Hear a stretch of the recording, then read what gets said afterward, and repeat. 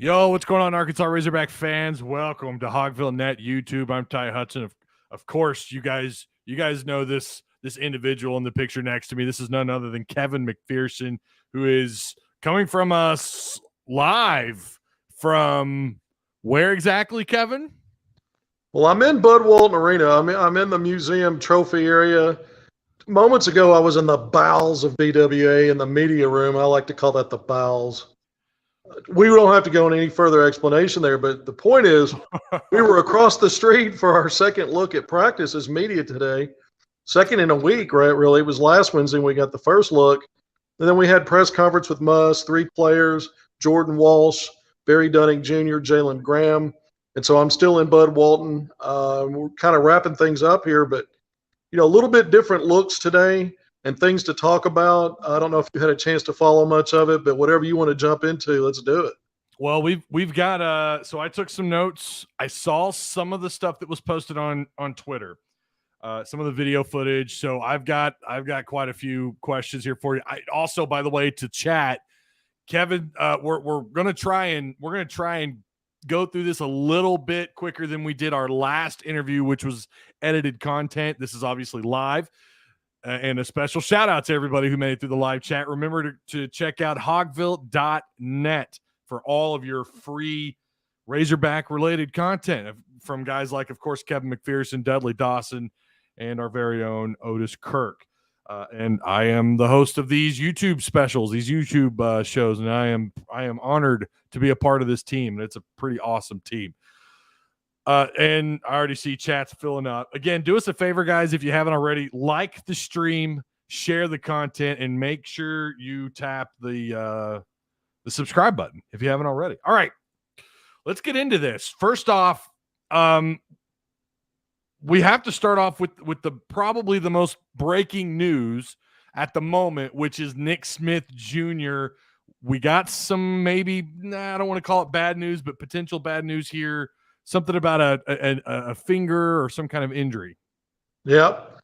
Arkansas freshman sensation Nick Smith Jr. was doing side work when we walked in for our portion of viewing, which was 3:30 to 4:30. That he hit the court at 2:30, so have been practicing for an hour. And we walk in media, and he's on the side with Ronnie Brewer running up and down.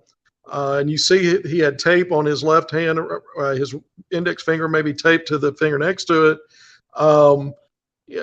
So he basically throughout the practice that we saw was doing running. He did some light shooting off the side when they were going through drill work.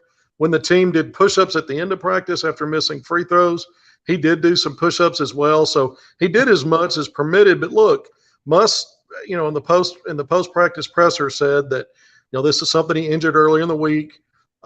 He's had, a couple of opinions or several looks at it. Initially, they thought there might be something to do with ligaments. Now it's they MRIs and other things. They think it's a deep bone bruise. So he's day to day. He's going to go back to the doctor in a couple of days before they head out on Saturday, maybe for a final verdict about whether or not he'll be available to play. And Muss said, look, not only is he day to day, but he may play, he may not. And look, bone bruises can be problematic, especially deep bone bruises. You'd rather that than ligament damage, but at the same time, there's nothing at stake here on this trip other than obviously Nick would make the trip and get to do some of the team activities and all that. But if he doesn't play, obviously these games don't count, and Arkansas's got plenty of firepower. I know that's disappointing to fans. You can bet nobody would be more disappointed than Nick Smith Jr., but let's not write it off yet and say he's not going to play. But I think we should, as a fan base, I think the fans and we as media should express what we were told and not, I don't think it's a serious injury, but it can be a nagging injury. So, I'd pump the brakes on expectations on whether or not he plays, and let's see what plays out in the next couple of days in terms of what information we get back once he gets back to the doctor. Yeah, so just kind of a day at a time scenario, I think, here with him, and you're exactly right on that. I don't think there's any reason to panic. If he doesn't go, he doesn't go. It's still going to be we're going to report on it, and that's something, too, I didn't mention at the beginning. Kevin and myself, not only is Kevin going to bring you the articles on hogville.net, again, free, we're also going to be doing a pregame show on the 9th for when Arkansas takes on Spain at 12:30. We're going to do a pregame show and we're going to do a postgame show for that one. And then the following three games, we're going to do postgame shows for you. So we've got so much more content, basketball content in August. It doesn't get much better than that. Yeah, we've got football coming up, but basketball there's a lot of hype and excitement around it, and this thing going on in Europe is pretty special. Kevin, this is second time, correct me if I'm wrong, second time the media has had access to the men's team, which started today at 2:30. What are you seeing, if anything, different since the last time you set eyes on the Razorbacks?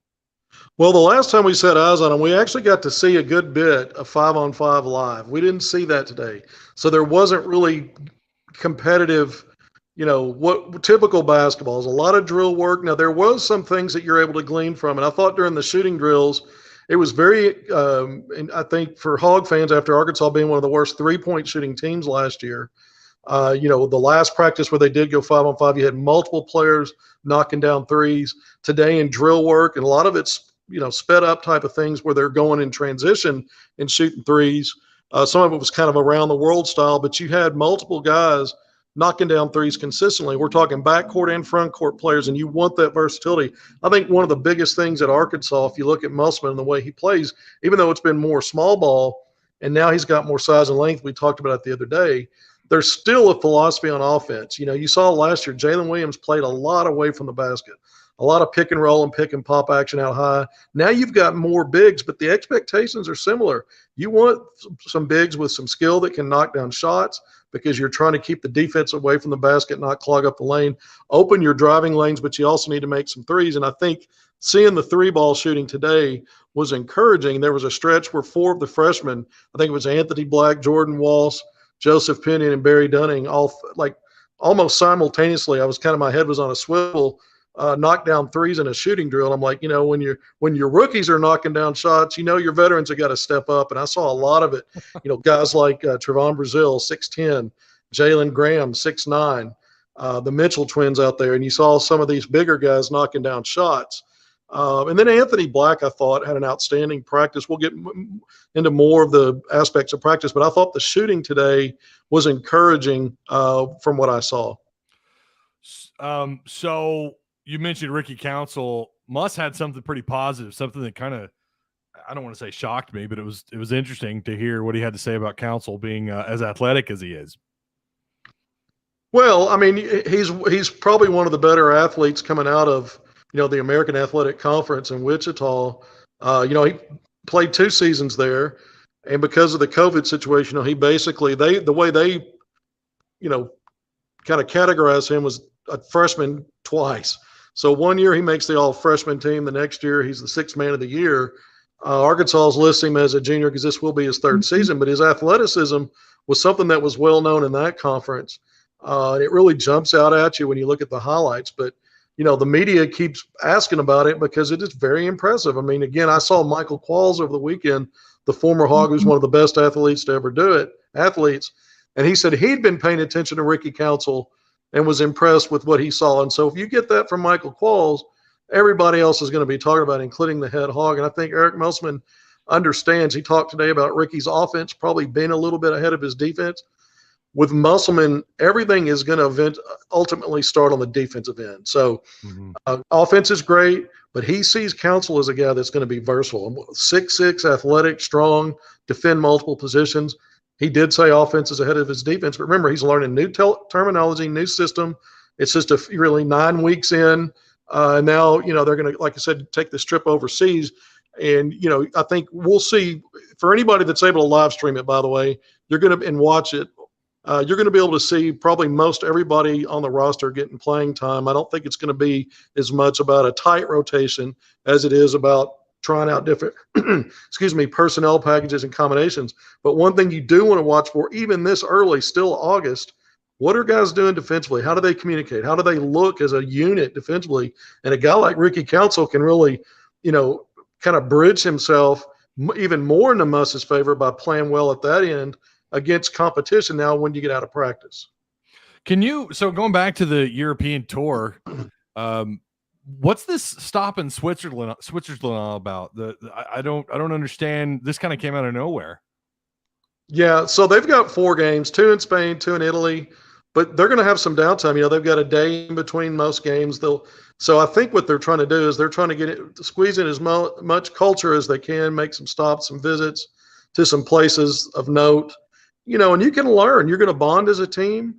You got nothing else to do. You're all together. You're not in your comfort of your wheelhouse here on the college campus. You're overseas, and so you're all going to be together for extended periods of time. And I think it's great that they're getting to make a stop like that to Switzerland, and then when they're in Spain and Italy, go do things together. I was talking to Mike Kaywood, director of communications for basketball out of the sports information department earlier, and he's excited about the trip. He's a history buff, so it's going to be a little something for everybody, Ty, and I think the players are going to benefit from it, aside from what they can get accomplished on the basketball court. And I know the coaching staff's excited. Muss is drilled in on basketball, but he can multitask, and he likes opportunities to get new experiences and to enrich himself. So I think that starts at the top, and I think it rolls all the way down throughout your program when you have a leader like that embraces new things and new opportunities and new experiences. A question that I had too, and I meant to ask you this actually the last time we did this, which was obviously this is our very first time on Hogville Net YouTube to do a live. So you guys in chat, you're getting this is something pretty special if I can say so myself. But something I was going to ask you last time, and I forgot. What is Devo? What do you think his role is going to be? I know we're still early. We're still figuring things out. And has he given us, because we know he's got high energy, or at least that was a reputation that I remember hearing about, of having high energy in practice. Is that still happening this year? And what do you think he's going to do in this rotation? Yeah, I think so. And I think this is a great question, Ty, because you get 11 newcomers on the roster. You look over at Devo Davis. This is the 3rd-year guy. This is rare for Eric Musselman. I mean, you had J.D. Note last year. 3rd-team All-American, 1st-team All-SEC, a big-time player. He was his 3rd year in the program. I'm not trying to make comparisons with Devo to him. They're different kinds of players. But Devo's had a huge hand, top 5 in minutes on this team in back-to-back Elite 8 teams. You talk about the energy. You mentioned that.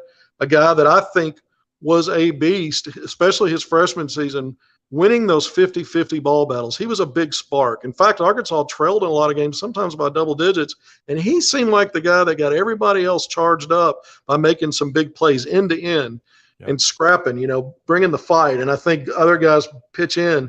He's been that kind of guy. I think last year, I'm not going to call it a slump. I think he was adjusting to a different team with different talents around him, and I think trying to transition to more on the ball. And Arkansas didn't have a true floor leader. But here's a guy that battles every day in practice. Even before these 2 open windows of practice that media got to take part in, I'd been hearing that this guy was like, an angry defender in practice. And so when you've got a guy out there, if he's playing angry and he's playing to make a point, that's going to rub off on other guys. They're going to say that's what's expected in this culture, in this program, because here's a 3rd-year guy doing it. Here's a 3rd-year guy that's been to back-to-back Elite 8s. In some ways, you're leading by example as a player coach, because Musselman can't, he can't, as much as he can do and get accomplished, he's not going to be able to play. And so guys like, a Devo Davis have to sort of transition that player coach vibe, because they know what he expects, and they're going to be able to exemplify that better than anybody right now. And that's the kind of leadership. So what kind of a role is he going to have? I think it's obviously part of that's leadership, but I think the other thing is getting back to what makes him at his best, whether he's on the ball or off, is winning those 50-50 balls, being a guy that gets out in transition, slashes to the basket. I don't think we've fully seen how good he is as a passer. We see it sometimes in transition, other ways that he can help teammates. But I think he's a guy that's more than anything's going to lead by example on and off the court. And I think Arkansas is really fortunate to have him, because we talk about all the newcomers, the 5 stars, all these guys. And Devo Davis, let's not forget, he came into last season, preseason All-SEC 2nd team. Yeah. And there's a reason for that. And I think that this is a guy that still has all league potential. And from the 2 practices I've seen, we didn't really have 5-on-5 live today, but outside of Nick Smith Jr. last week, he may have made more plays than anybody else.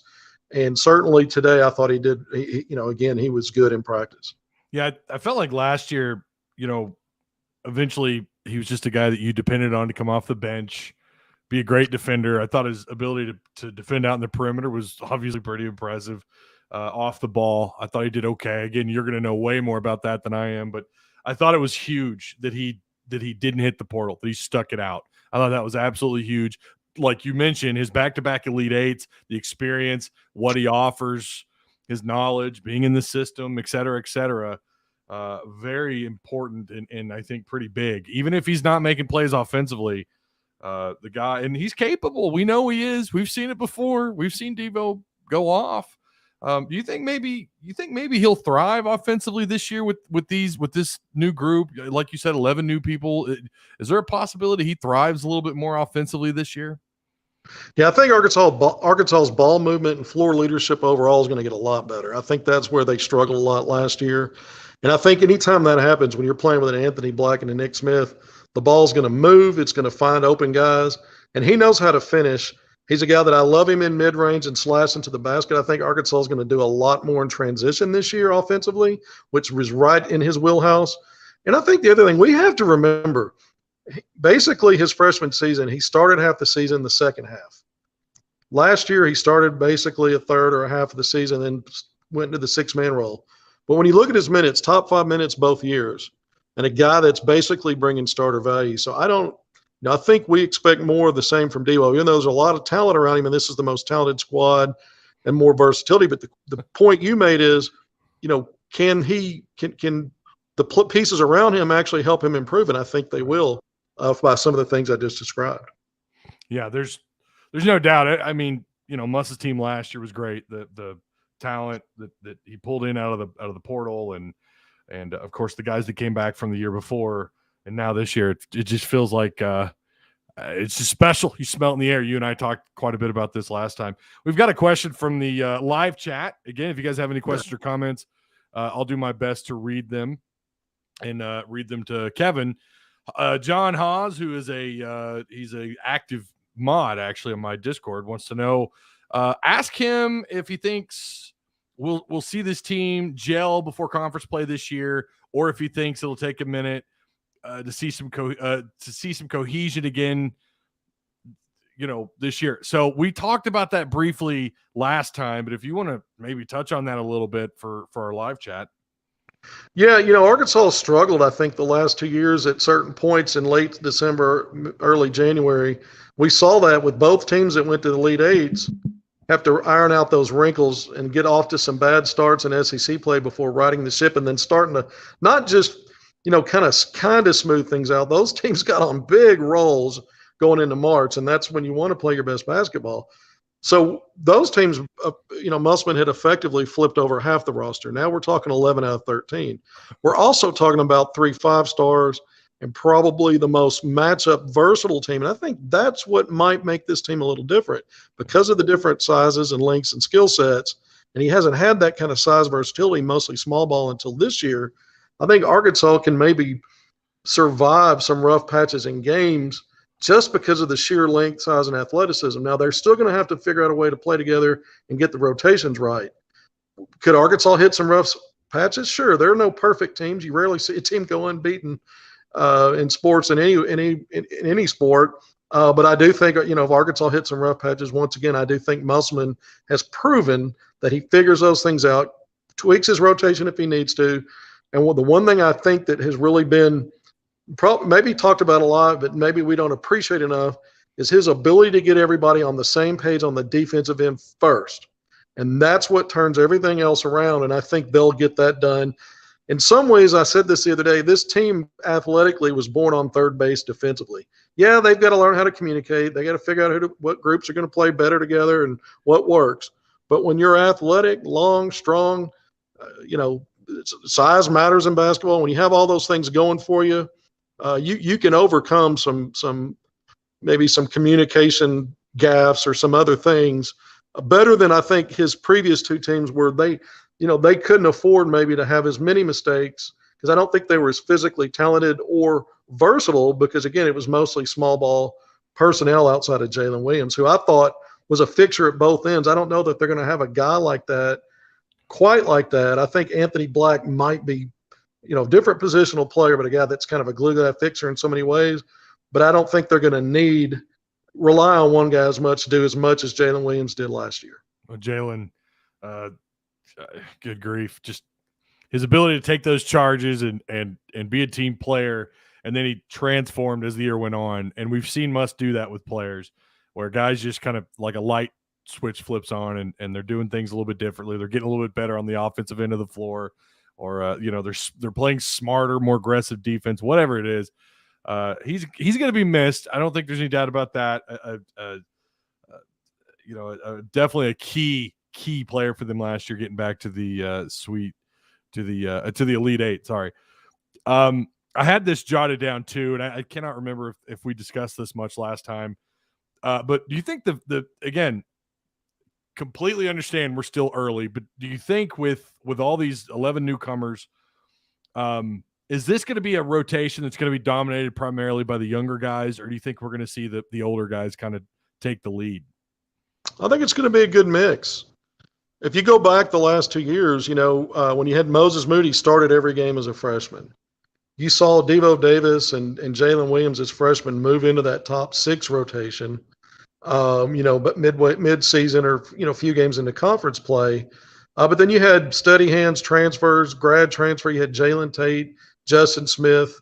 Those are basically wire-to-wire starters and big-time performers. So I think it was a blend. You look at last year, I think similar.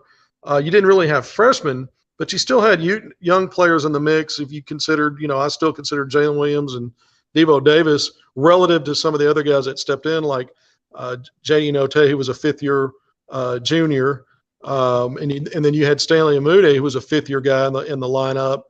Guys like Odis Tony, Trey Wade. These are all older veteran players with multiple years of college experience, but you still had younger players like Devo Davis and Jalen Williams, and you did not have a big freshman class.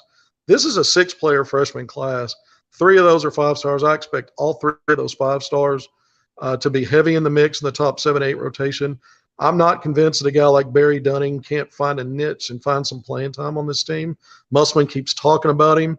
He looks the part. When you watch him in practice, he competes. He's got talent. He's got length. And he's a culture, he's a culture guy.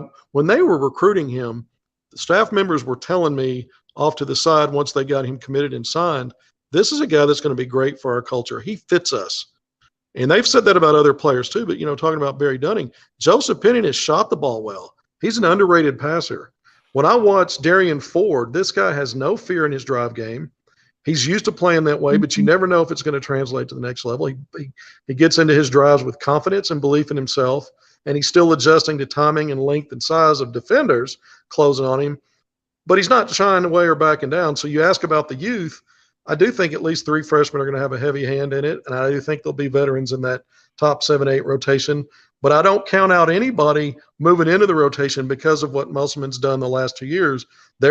He's kept it 7 or 8 tight, but he's flipped some personnel in there when they hit some rough spots and tweaked it, and so that puts everybody on alarm. I got to play my best basketball. I've got to grow with this team and show what my value is, because there's another guy that's not only talented, but they're hungry too. So you're on notice. And so I think, going the long way to answer your question, tight 7-8 rotation, I don't know that Muss is going to expand on that much, if at all. But I do think there are players there good enough to fight their way in there if things aren't working or there's some drop off with individual players. It's so ridiculous. Just the potential first round picks on this roster, the Devo coming back, the transfers, the guys that came in off the portal, just what?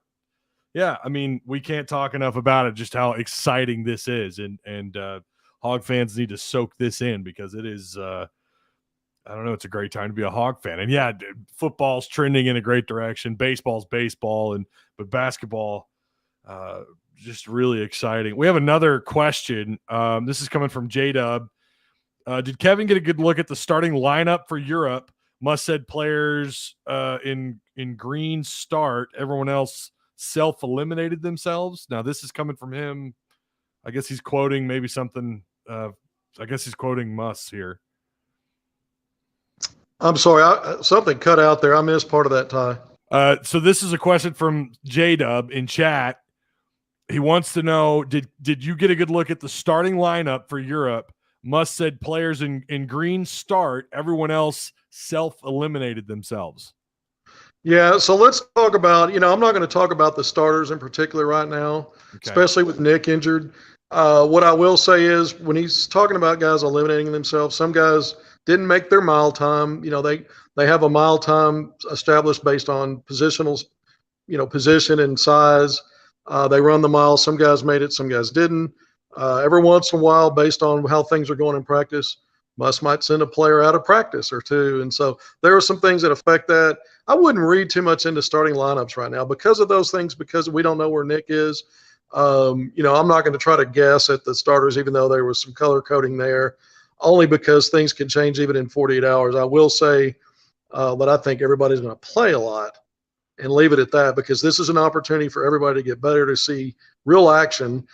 Say real action. The games don't count. We don't really know the quality of some of these teams. I'm already starting to see some of these crazy scores where Auburn and some of these other teams already starting their tours are just killing teams.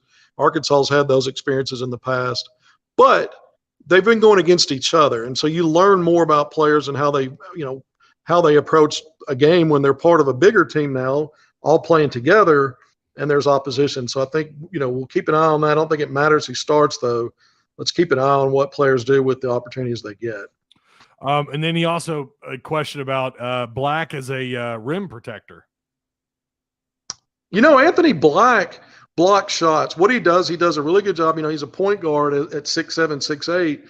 He defends guards, but he does a good job of staying attached to them and timing up what they're doing.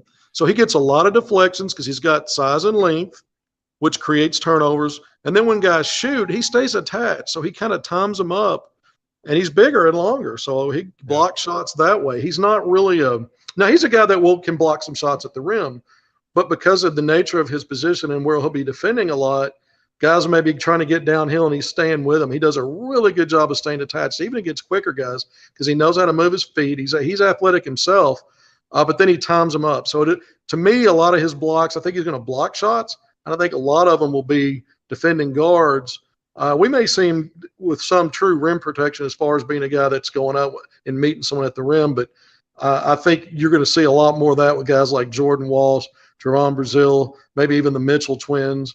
Some of those guys. Ricky Council's a guy that can definitely dunk it. I haven't really seen him challenge someone at the rim defensively, but if you can get up like he can, you got to think he's gonna have some wow moments at the rim defensively as well. Yeah, and to go back to your point earlier, we're going to see a lot of different.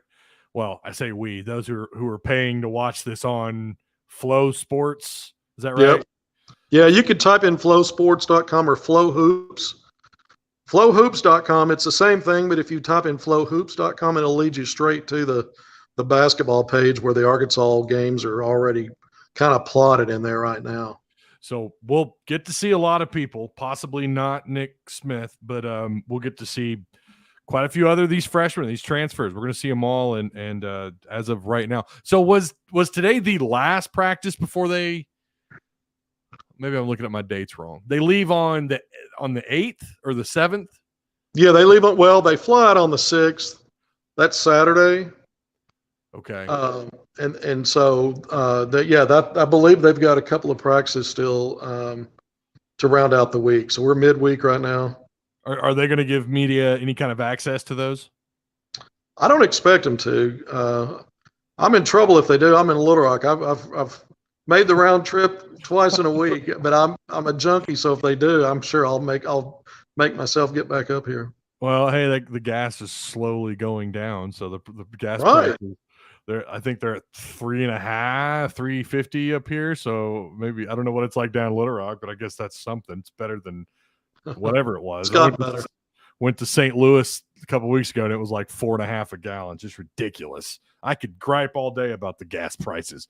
One other thing, and you said a minute ago, so you're just now we don't know a lot about these opponents that they're going to, play. And I used quotations there. Do you know anything at all? Do you know what the competition, like, is it going to be like a real game, or is it, are they going to play it out? I mean, it's Europe after all. I really don't know much about, I really don't know much about this game. Yeah, it's FIBA rules, so it's international basketball rules. Okay. It's 40-minute, games, the same, but it's different. In college basketball, it's 20-minute halves. In FIBA, it's 10-minute quarters. Okay. But it still adds up to the same amount of time. The shot clock is, I think, something to keep an eye on, 24 seconds instead of 30, which is the college game. They use a different basketball. The lane is wider. So the 24-second shot clock, the same as the NBA, you have 8 seconds to get it over midcourt, as opposed to college game where you've got a 30-second shot clock and 10 seconds to get it over midcourt before there's a violation. So there's some differences there. I think just waving at Dudley. Dudley's leaving the building here. I always like it, Ty, when I'm the last man standing, right? In the building. I find reasons to drag things out and be the last one out of Bud Walton. Tell him we said, hey, did he already? But so it's a FIBA game. Officiating is always something that American players, and Musk talked about this, but I've always noticed it. A lot of times it seems like the games are called really tight, with contact or people picking up their pivot perceived to be traveling. Sometimes they are traveling, and so a lot of times teams have to get, from the United States, have to get used to some of the, the way that officiating works in that international game, because they get used to it a certain way over here. And so sometimes you have to make those adjustments. But again, Arkansas is not covered bare with talent here. And I don't care what the rules are. It's a pumpkin's round. It's not completely orange. They got those, I guess you'd call it a vanilla wave on those international balls. But the rim's still 10 feet. I think I don't know the quality of these venues they're going to be in. Some of these places I've heard it's hard to find one outlet to plug in if you're media. So I don't envy anyone trying to cover that game over there. But for the players, they're excited, man. 94 feet by 50, that's still the same. I mean, I don't think the rules are going to hinder this team from going out and getting wins. Yeah, looking forward to you and I talking about it. That's what I'm excited about, especially right. We're going to do We're going to get to do post game. We just better hope that live stream is quality enough where we actually know what happened. Yeah, that's very true. We are. Yeah. I mean, it is going to be a little bit different, but I'm glad we get some kind of access to it. Last question I'll read from the comments here really quick. Yeah, Will, we've already kind of talked about the starting lineup. There's no point really, and Kevin mentioned that there's not really any point just yet. They're gonna use just about everybody. That's what this is. It's not so much about who are the starting five. It's just trying to get these guys some time on the floor.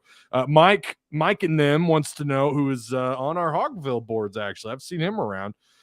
With Musk's tendency to use an 8-man rotation, do you see him continuing that, or do you expect him to see more faces on the court than we've seen? So I'm assuming he's talking about as we get into regular season. Well, we're going to see more faces because this foreign trip is all about getting these guys all opportunities. So we're going to see that out of the gates. I wouldn't read anything to starting lineups or rotations. I want to say that again. I'm not trying to be cute and play keep away on the starting lineup. There's no value in it really right now, simply because there are guys that might normally start that for one reason or another may not start on this trip. Musk talked about it, mile times and maybe not finishing up a practice or something. So there's not a whole lot of gravity there trying to figure out, looking at who he might actually run out of the court first in some of these games. And I don't think that we're going to necessarily get a really good feel for what the rotation is based on these games. I have a feel for what I think it's going to end up being, but that you're not going to see that necessarily translate on what happens on these courts, because I think everybody's going to play. I think Arkansas's more than likely everybody's going to get good minutes unless they're in the doghouse beyond not getting to start. And I guess we'll have to try to figure that out. So I don't want to speculate too much about how all that's going to play out right now, because I want to see it firsthand. Going forward, I do have some ideas about the top 7 or 8 rotation, and I'll just say what they are right now. I don't mind doing that. Again, I don't know that this foreign trip's going to reflect much what I have to say right now, but long term, I think Mike was talking about the regular season. If you thought maybe they might go beyond that rotation amount. Yeah, I think they're going to, until Musk proves that he'll go beyond 7. You got twins now. If he interchanges those guys, maybe we'll call it 8. But until he proves to us that he'll do that, I'm not counting on it. The talent's there. And again, I think it's one of those things where guys might move in and out of that based on their progress or maybe someone else not getting it done. Yeah. But until he expands it game to game, I won't believe it. But I do think, like I said, again, don't let your line eyes fool you in these games when everybody plays. You're going to say, well, Kevin McPherson said this. Everybody's going to play, right? Everybody's going to play. Regular season, if I'm calling it right now, if I had to pick a top 7 right now, I'm going Nick Smith Jr., Anthony Black, Jordan Walsh, Devo Davis, Ricky Council IV, Mekhi Mitchell, and Trevon Brazile. So that's 7 right there. And I think guys like Jalen Graham, Kamani Johnson, Mikael Mitchell may end up working their way into rotation. It could be matchups where maybe someone I mentioned in that top 7, maybe it's an injury, maybe it's performance. I mean, you just don't know because Musselman has tweaked rotations. But from what I've seen and what I've heard up to this point, if the regular season was starting tomorrow, I think that would be your top group of players. And I think guys like Barry Dunning, Musk keeps talking about him. And maybe that's partly because he knows he wants him to hear these things for the future. Same with Josephine and Darian Ford. So I think, depending upon need, injuries, other things that play into it, as talented as this roster is, maybe anybody could work their way into that rotation at some point. But to wrap it up, I still think it's 7 and 8 guys that Musk rolls with when it matters. And until he does it differently, that's my line. I'm sticking to it. Yeah. See it. You'll see it when you believe it, right? Or believe it when you see it, rather, if he goes Both. beyond that. Yeah. I better be careful. Musk is right behind me shouting. Yeah. He looks or something, but he's yelling into the back of your head. Yeah. I intentionally set up here so I didn't go overboard. I've got a watchful eye over me here. Yeah. Keep my, he's coaching you. He's coaching you through the, keeping my comments tempered. Someone brought up a good point, and we can close on this. Can you give us any kind of recruiting expectations or any kind of update? I mean, you could pick a name. We could, Fall or any of those guys. Is there anything you can give us? Yeah, I've been saying it on the record for a while. I'm actually the first that I know to bring up the fact that I think Arkansas is in the lead for those guys. You could call that a prediction. I mean, things change in recruiting. They're still working on setting up an official visit. And that's, been described to me as during football seasons. That's not far away. I know the Alabama-Arkansas game, I think that's October 1st, is probably the most attractive home game for during football season for Arkansas to bring in recruits. Not saying that's when it'll be, but that would be, if you want to get the max experience of Razorback fans and students and all of it for a home game, I bet that's, going to win the prize this year. So we'll see on that. But I do think Arkansas is in the lead.